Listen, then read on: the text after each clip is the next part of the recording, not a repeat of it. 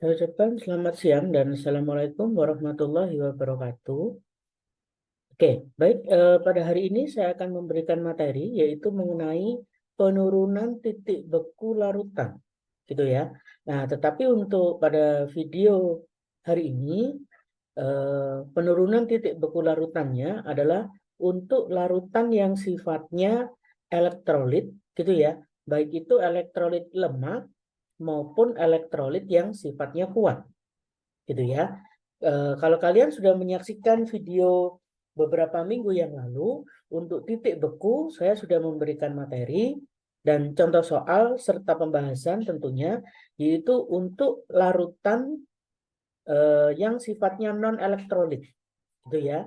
Nah, maka hari ini kita akan membahas untuk materi yang sifatnya elektrolit, ya, baik itu elektrolit yang sifatnya kuat maupun elektrolit yang sifatnya lemah. Oke, baik, silakan disimak video pembelajaran kali ini. Semoga bisa membantu untuk siswa kelas 12 ya agar belajar kimianya jauh lebih mudah. Oke, baik, soal yang pertama. Sebanyak 11,7 gram natrium klorida dengan Mr 58,5 dilarutkan dalam 250 gram air, gitu ya. Nah, yang ditanyakan adalah titik beku larutan tersebut. Oke, di sini diketahui KF-nya 1,86 ya. Nah, KF sama dengan 1,86 karena dilarutkan di dalam air, gitu ya. Jadi nanti kalian tidak perlu menghafal berapa nilai KF-nya, pasti sudah diberikan sesuai pelarutnya, gitu ya. Jadi nanti kalau misalkan pelarutnya pakai benzena, maka nanti akan diberikan KF dari benzena, gitu ya. Oke, baik. Kita tulis terlebih dahulu di sebelah sini yang diketahui, gitu ya. Nah, yang pertama zatnya adalah NaCl atau natrium klorida, gitu ya. Maka sifatnya dia elektrolit, ya. Kalau kalian lihat di sini nilai alfanya tidak ada, berarti sifatnya adalah elektrolit kuat, gitu ya. Kemudian yang berikutnya adalah masanya. Oke, masanya dia adalah 11,7 gram. Oke, massa zatnya adalah 11,7 gram. Nih, ya, massa dari NaCl. Kemudian Mr-nya 58,5. Kemudian massanya air 250 gram karena dimasukkan di dalam air. Kemudian nilai KF-nya 1,86. Gitu ya. Nah, maka lihat di sini yang ditanyakan adalah titik beku ya atau TF-nya. Oke.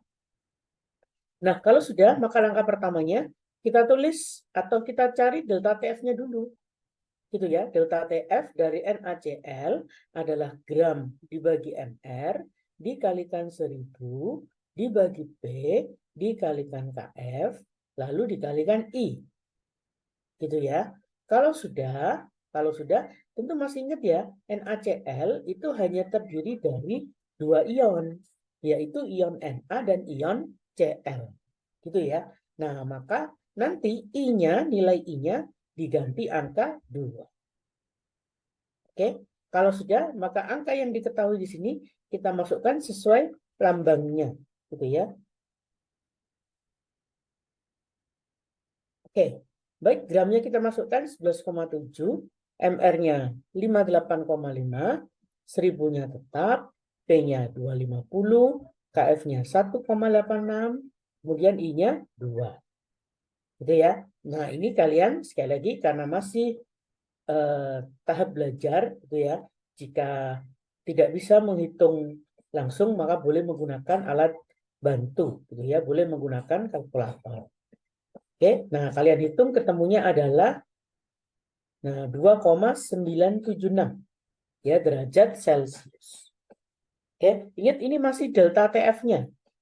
Nah, yang ditanyakan adalah TF-nya NaCl. Berarti sama dengan TF-nya akhir dikurangi delta TF.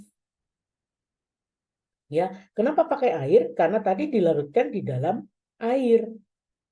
Paham ya? Kalau misal dia dilarutkan di dalam alkohol, maka TF-nya harus pakai TF miliknya alkohol. Gitu ya. Baik, kalau sudah, saya lanjutkan. Nah, TF-nya air atau titik bekunya air itu 0. Masih ingat ya, air membeku pada suhu 0 derajat Celcius. Makanya di sini tidak dituliskan. Tapi nanti misalnya, Pak dilarutkan di dalam benzena, maka nanti pasti ada titik bekunya benzena. Itu ya, jadi kalian nggak perlu mencari. Oke? Kalau sudah, maka di sini mohon maaf. Nah, ini TF-nya air adalah 0 dikurangi dari kita hasil menghitung tadi, yaitu 2,976. Gitu ya. Nah, sehingga hasilnya adalah minus 2,976 derajat Celcius. Itu ya. Jadi, kalau air saja itu suhunya maksud saya suhunya saat mendidih, mohon maaf, suhu saat dia membeku adalah 0 derajat C, tapi ketika airnya diberi tambahan NaCl sebanyak 11,7 gram, ya, maka dia akan membeku, sekali lagi, membeku pada suhu minus 2,976 derajat Celcius. Oke. Oke, soal yang kedua. Sebanyak 2,85 gram garam MgCl2 dengan Mr95 dilarutkan dalam 200 gram alkohol. Oke, perhatikan kalimatnya, dilarutkan dalam 200 gram alkohol. Itu ya. Nah, maka titik beku larutan tersebut berapa? Nah, di sini sudah diketahui KF-nya adalah 1,67. Ingat, ini miliknya alkohol. Karena dia istilahnya ceritanya gitu ya, dilarutkan dalam alkohol. Kemudian lihat di sini ada TF miliknya alkohol ya, yaitu minus 114,5 derajat Celcius. Nah, kalau sudah, sekali lagi kita tulis yang diketahui di sebelah sini gitu ya. MgCl2 elektrolit ya, jenisnya kuat. Ya, kalau kalian lihat di sini tidak ada nilai alfanya, berarti tipenya kuat. Oke, kalau sudah, berikutnya adalah masanya, yaitu 2,85 gram MgCl2, kemudian MR-nya 95, kemudian massa alkohol 200 gram. Nah, ini 200 gram alkohol, kemudian KF-nya 1,67. Nah, yang ditanyakan adalah titik beku dari MgCl2. Oke. Nah, kita hitung seperti tadi, yaitu delta TF MgCl2 adalah gram dibagi MR kali 1000 dibagi P dikalikan KF dikalikan I. Oke, pasti bertanyanya I-nya berapa, Pak? Oke, bisa dilihat dari sini. Nah, saya buat uraiannya dulu, MgCl2 itu terurainya menjadi Mg2 plus ditambah 2Cl min. Nah, karena alfanya tidak ada, maka nilai I-nya itu sama dengan banyaknya ion ini. Gitu ya. Jadi ion Mg banyaknya 1, yang ion Cl banyaknya 2. Maka 1 ditambah 2, maka hasilnya I-nya adalah 3. Paham ya? Jadi nanti kalau ada soal, soal ini nggak ada alfanya. Gitu ya. Maka nilai I atau disebut dengan nama faktor Van Hoff itu sama dengan banyaknya ion yang plus dan ion yang minus. Jadi banyaknya ada berapa? Gitu ya. Contoh seperti ini, Mg ini banyaknya 1 ion, yang Cl banyaknya 2 ion. Maka 1 ditambah 2. Gitu ya. Nah, hasilnya adalah 3. Gitu. Oke. Baik. Kita masukkan yang diketahui di sini. Oke. Baik, jadi gramnya adalah 2,85, MR-nya 95. Itu ya, 1000 di atasnya tetap, P-nya 200, KF-nya 1,67, kemudian nilai I-nya 3. Gitu ya. Nah, baru nilai, mohon maaf, ya baru nilai delta TF-nya adalah 0,7515 derajat Celcius. Oke, nah tapi yang ditanya titik beku. Berarti, nah seperti tadi, TF dari MgCl2 adalah TF-nya alkohol dikurangi delta TF. Nah, kenapa pakai alkohol? Nah, seperti tadi ya saya katakan, karena pada soal yang kedua ini, dia dilarutkannya di dalam alkohol. Gitu ya. Sehingga TF yang kita pakai adalah TF dari alkohol. Oke, baik. Kita masukkan nilainya. Nah, di sini sudah ada TF dari alkohol. Maka, baik. Seperti ini mengerjakannya. Minus 114,5 dikurangi hasilnya menghitung tadi.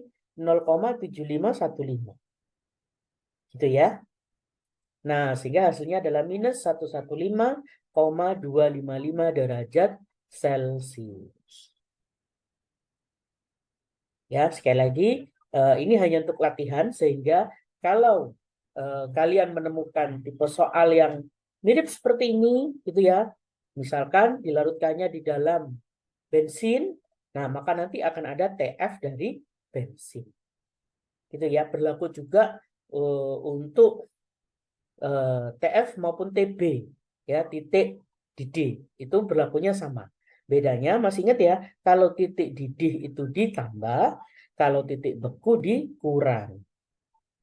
Oke, baik, soal yang ketiga yang terakhir, sejumlah padatan asam H2CO3 dengan Mr62 dilarutkan dalam 1 liter air.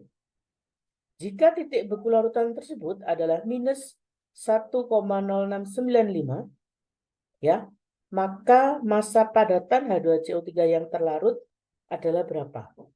Nah, diketahui di sini perhatikan ada alfa 0,65, KF-nya 1,86. Ya, karena dia dilarutkan di dalam air. Oke. Baik, kita tulis terlebih dahulu yang diketahui yaitu H2CO3. Jenisnya elektrolit lemah gitu ya. Gara-gara ada alfa. Oke. Kemudian MR-nya 62, massa airnya 1 liter. Nah, 1 liter itu setara dengan 1 kilogram. Gitu ya, tapi hanya untuk air. Saya ulangi, 1 liter itu setara dengan 1 kilo. Ya, tetapi dalam hal ini khusus untuk air. Oke. Nah, berikutnya KF 1,86. Sudah. Kemudian TF-nya, nah ini minus 1,0695. Oke, ini saya warnai biru ya, biar tidak terjadi kesalahan. Oke, nah baru yang ditanya adalah masanya H2CO3. Nah, sekarang kita tulis terlebih dahulu H2CO3-nya, gitu ya. Sehingga reaksi ionisasinya, ya bisa dilihat di sini. Nah, yaitu seperti ini. H2CO3 terionisasi menjadi 2H positif ditambah CO3 2 negatif. Gitu ya. Nah, karena pada soal ini ada nilai alfanya yaitu 0,65 sehingga harus dimasukkan ke dalam rumus yaitu I sama dengan 1 ditambah N dikurangi 1 dikalikan alfa. Gitu ya. Nah, N, huruf N kecil ini adalah banyaknya ion. Ya, yaitu banyaknya ion plus dan banyaknya ion minus. Gitu ya. Sehingga saya lanjutkan yaitu 1, satunya tetap, N-nya kita ganti 3. Yaitu dari sini. Bisa dilihat 2 ditambah 1 yang ada di sini. Nah, ingat angka 1 kalau di kimia itu tidak pernah ditulis. Gitu ya. Sehingga 3 dikurangi 1. Oke. Nah, ini kalau kalian hitung, ya, maka hasilnya akan ketemu 2,3. Gitu ya. Jadi nilai I-nya atau dikenalnya dengan nama faktor Van Hoff, nilainya adalah 2,3. Oke. Nah, kalau sudah, maka kita masuk ke rumus delta TF-nya. Nah, bisa dilihat dari sini. Ya, yaitu delta TF sama dengan gram dibagi MR dikalikan 1000 dibagi P dikalikan KF baru dikalikan I. Gitu ya. Nah, untuk nilai delta TF-nya saya ambil dari sini. Nah, perhatikan nilai TF ini yang saya beri warna biru adalah minus 1,0695. Ya, saya langsung ambil nilainya, tanda minusnya saya hilangkan.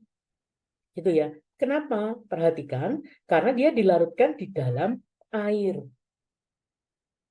Nah, gitu ya. Jadi nanti enaknya kalau ada soal ya yang dilarutkannya khusus di dalam air, ya, berapapun nanti nilai TF-nya, maka delta TF-nya adalah mirip nilai TF-nya, cuma tanda minusnya dihilangkan.